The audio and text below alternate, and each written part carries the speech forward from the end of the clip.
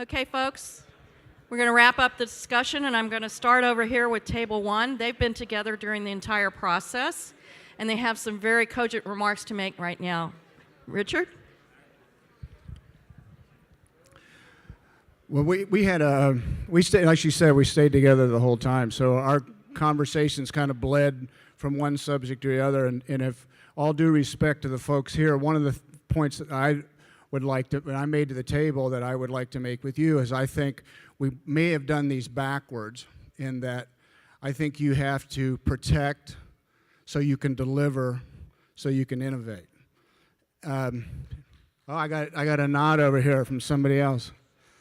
And we talked about how protection begins with, your infrastructure and whether your infrastructure is needlessly complex and hard to protect and defend. And if you can get the complexity out of it and you can get to more of a shared services model, then you can deliver a platform, and then on that platform that's secure and well delivered and a compelling business value that you can then innovate.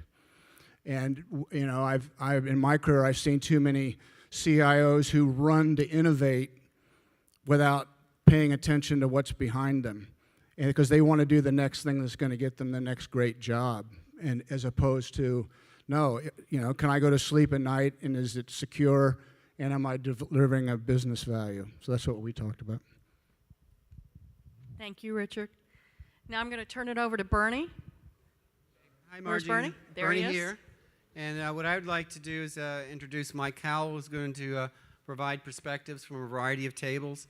Many of you already know Mike Howell is at ODNI, but he's got very deep insights into how U.S. government operations conduct themselves or don't conduct themselves. So Mike, to you. Okay, thanks.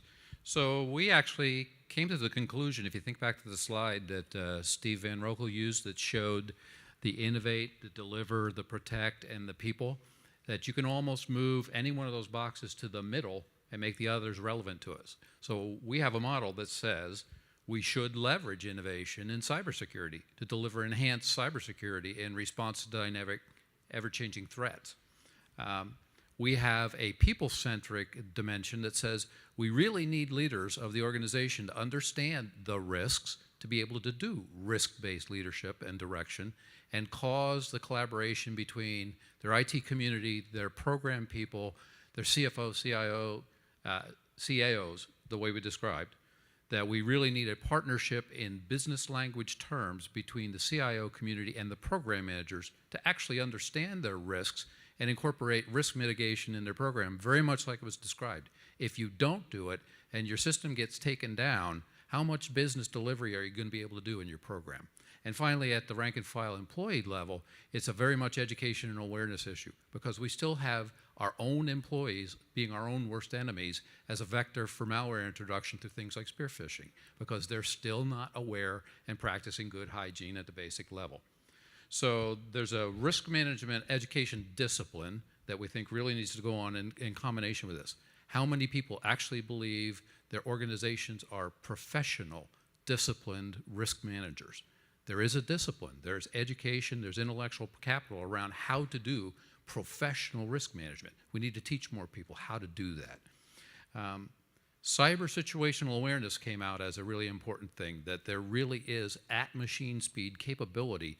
We amongst the entire community, is there any reason we shouldn't all know what the threats, the malware, and the vulnerability situation is of everybody that's connected to us? And wouldn't you benefit if you and I was under attack before it happened to you? Think at that. So I would recap that we've got the model we actually would like to pivot the protect cell to the middle of the model and anchor the other three around it, but I would suggest you could do the same thing in the other dimensions. Okay, thank you very much, sir. So now I'd like to turn it over to Casey. All right, thank Hi you, there. Bernie. I'm here at table 31 with DHS's Bobby Stimfley, and I'm very excited to hear about your discussion at this table. We had a really intriguing conversation at this table, and I love the fact that when we're talking about security now, we're actually talking about it in business terms. I've been a security professional for a long time, and we haven't quite bridged that gap until now. And we talked a lot here about how we have this shared risk environment. And that's been one of the places where it's been difficult for us to have these conversations about how secure do we need to be, because everybody has a voice in that discussion.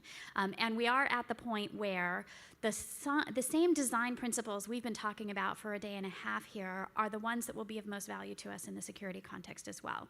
Right? Modular, small development activities, lowering the risk profile, not just the risk of program success or delivery success, but also the risk of imposing security risk or reducing security risk in that environment. Those design principles that are a part of what we need to do, the planning and execution principles that are a part of what we need to do, will help us move towards that inherently more secure state, with the need for sharing of information, not just government to industry, but industry to industry and industry to government, about what's going on, so that we can help reduce the risk profile as a community. I'm really excited about a number of the programs that we've been pushing. I know Margie talked about several of them, sort of the best practice activities going forward, not just in the commodity IT landscape, but you think about the cybersecurity framework that the Department of Commerce is putting forward and its adoption into critical infrastructure, and that critical infrastructure that is owned by government and owned by industry. These are moments where we can make a real difference. Thank you, Bobby, and thank you to the table and for everyone for your comments. I'm going to turn it back to you, Margie, for the next table Thanks, report Casey. out. And I'm over here at table 17, and I'm about to talk to Ken Rogers. I sat in on the beginning of their conversation, but I'm going to see what concluded. Okay, well, not too dissimilar than what's already been discussed. One of the things that is critical today that we identified is really moving beyond that FSMA paper-based exercise into a real true continuous monitoring. State has been doing this for a while, and the more we can start monitoring our systems at all levels in an effective way will really help us identify where those critical threats are.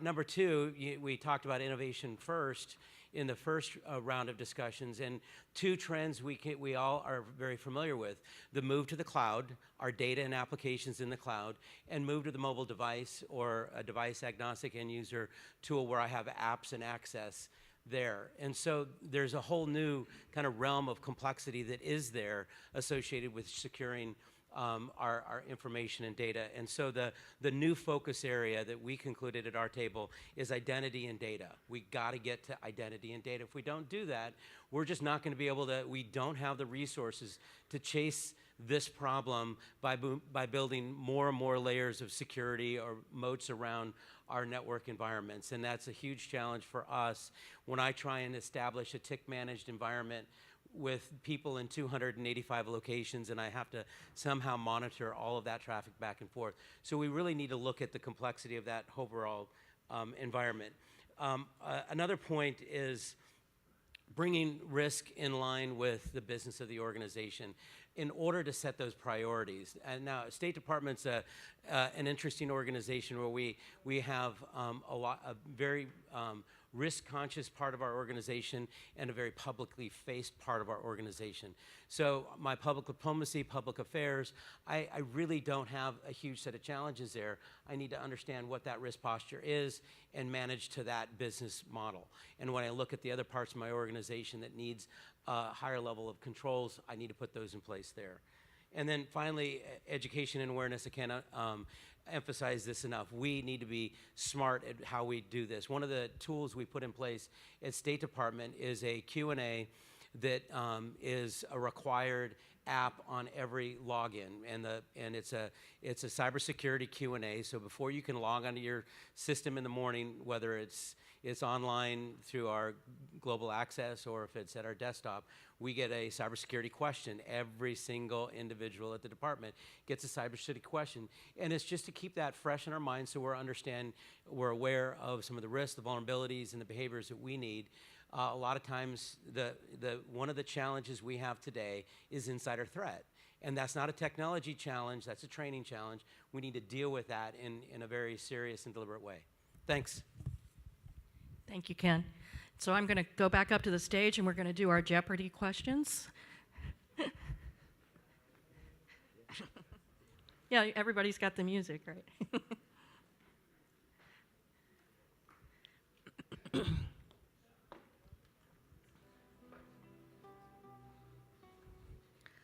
So our polling questions are as follows. Number 1, what has the highest priority to best ensure security and resilience of our IT infrastructure? Assured identity and management, malware detection and mitigation, educate citizens regarding cyber threats and mitigations, improve the sharing of threat profiles and mitigation approaches, develop trusted computing standards and protocol, and secure the supply chain for IT products and services.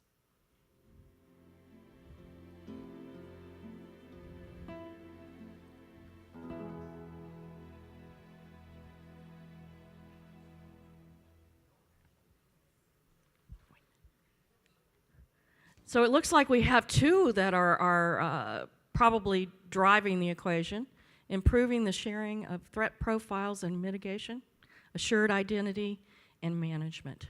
So it's very important, and I think Bobby talked about some of the things that we're doing in protecting the .gov space, but that information sharing, and I think Mike mentioned it earlier too, if I know what's happening in your environment before it ever touches my environment, then that's a thing that I can prepare for and mitigate against.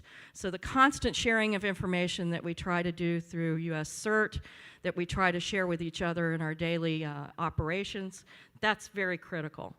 And I think Ken mentioned assuring identity and ensuring that we have fine-grained permissioning. We know what data should be accessed by which individuals, and we can match the attributes in the profile of an individual to the attributes and profile of that data, and that opens up the aperture for us to be able to effectively adopt the mobile world.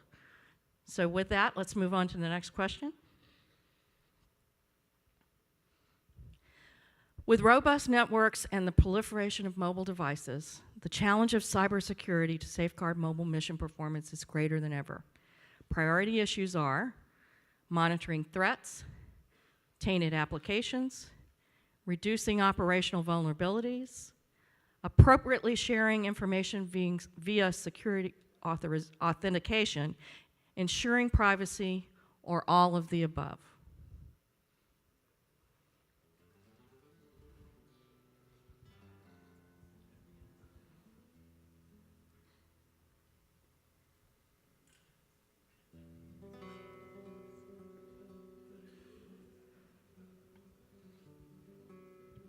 All of the above.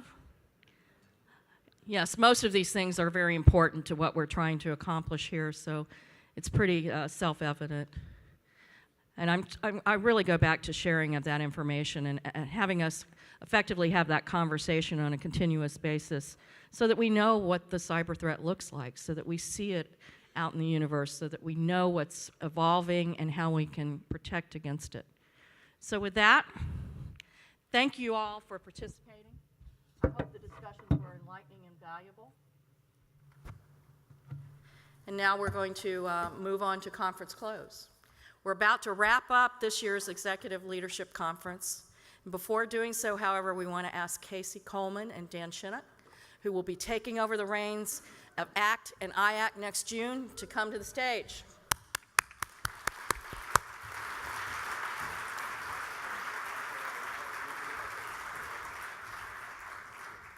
So thanks. So how many people here have had a great conference?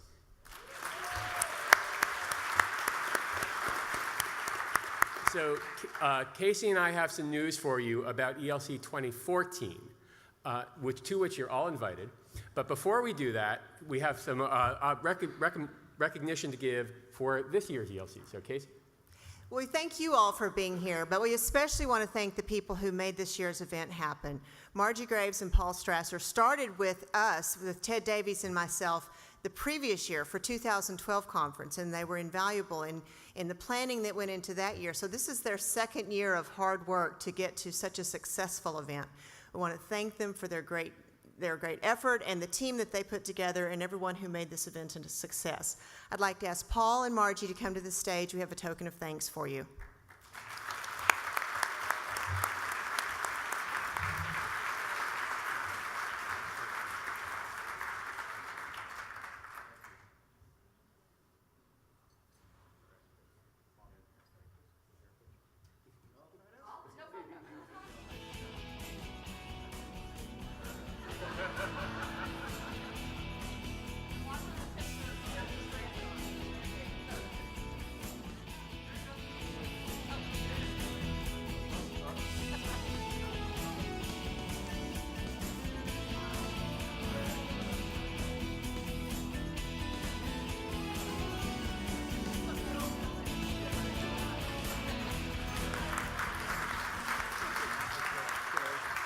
Casey, so, and then our final piece of business is to share with you that ELC 2014, which will continue the fine tradition of this year's ELC, we are very fortunate to announce that two of the leaders of our community have agreed to lead that effort over the next year, and Casey and I will have the good fortune to work with them. It's very appropriate that the photographer of this last picture was Kathleen Cowles, because she will be the industry chair for ELC 2014. Thanks to Kathleen.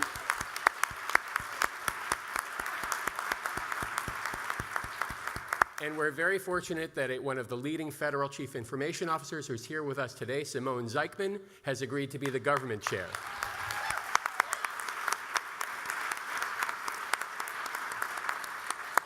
So we will turn it over to Paul and Margie to close, and we'll see you next year.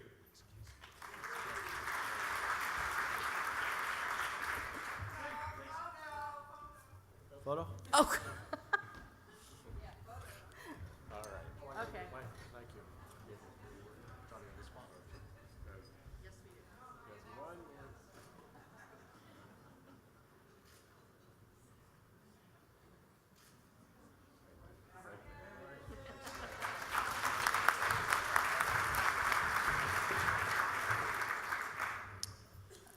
Okay, last but not least, on behalf of the entire planning committee, we want to say thank you to the entire IAC staff. Everybody knows how difficult it is to run behind the scenes and make everything happen effectively in a conference.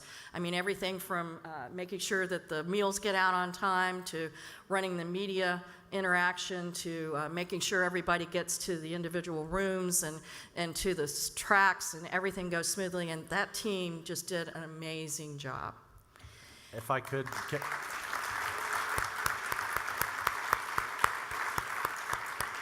So I just want to say a couple shout outs. The ACT-IAC staff were awesome. Robert Smith. We had a lot of help from Wayne Davis and Jim Williams and Rick Holgate and others. So thank you. And Kathy and Deirdre. There was a million people to put this event together. And we really want to thank them all from the bottoms of our hearts. And I just want to say thank you to Margie. I couldn't have asked for a better partner. Thank you. Right back at you, sir.